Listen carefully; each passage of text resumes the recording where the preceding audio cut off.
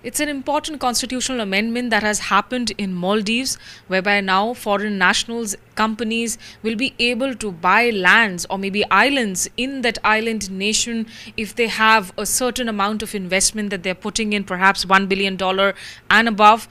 How does New Delhi need to look at this development? I'm joined here by the High Commissioner of Maldives to India, Excellency Mr. Ahmed Mohammed. So, thank you so much for speaking to India today. Uh, First of all, tell us what does the implication really is of this amendment bill? Does this allow any country, maybe including India, to invest in your nation and buy land really? Yeah, the amendment that has been that was actually ratified today by the President of Maldives provides the certain parameters, boundaries on which investments will come into Maldives under this scheme, where even with the constitutional amendment, for each project, the Parliament needs to pass a law, a separate law for that project. So those projects that are approved under this clause through a new piece of legislation will only allow ownership of land. And that ownership of land also has its boundaries. One is that 70% of the land needs to be newly reclaimed, and only 10% of the total land area of Maldives can be owned. Maldives has a land area of around 300 square kilometers. That means around 30 square kilometers is what is for $1 million or above investment that comes into the Maldives, which is approved by the Parliament through a piece of legislation that needs to be passed. But sir, Maldives is a frontier state, especially as far as the Indian Ocean is concerned, and there are worries here in New Delhi. A lot of experts or voices in South Block see that perhaps this will facilitate Chinese investments to come in, and the possibility of military establishments too happening there inside Maldives. How you react to these apprehensions?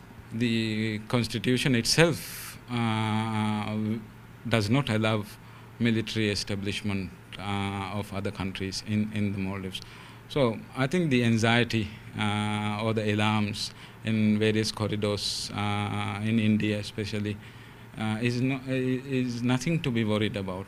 This is not a project that is targeted for establishment of military bases in Maldives. This is purely a commercial venture where we are looking for diversification of the economy. We are an economy that is totally dependent on the tourism sector itself.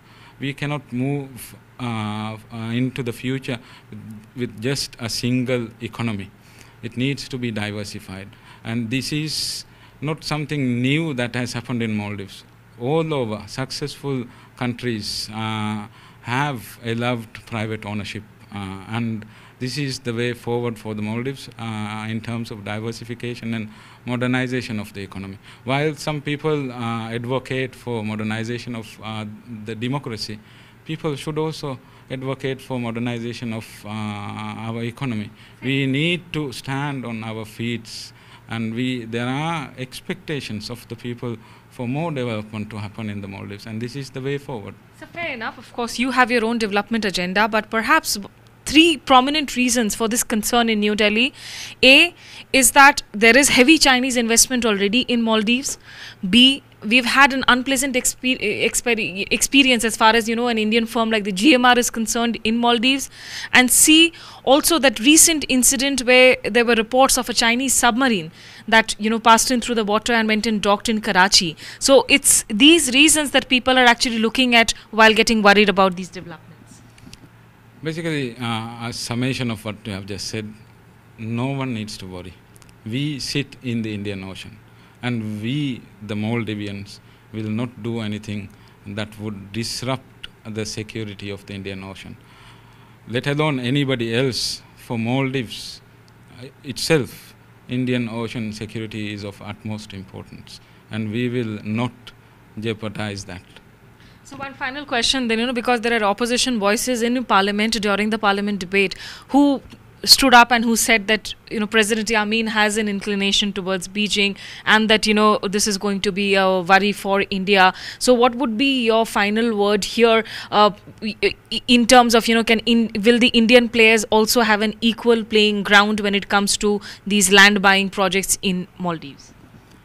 I'm sure there will be transparency in whatever process we go through, and it is not healthy to put the blame of whatever is happening in Maldives on a single country.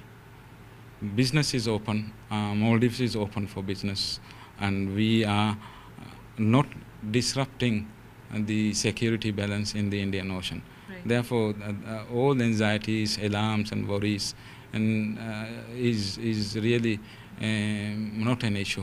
And so are you hoping, because Prime Minister Modi was not able to include Maldives in his Indian Ocean tour, are you hoping that he will make a trip to Maldives soon, regardless of how your internal political situation plays out? That question is asking for me to speak on behalf of the Prime Minister, which I cannot. But do you hope that he will we Maldivians look forward to welcome the Prime Minister.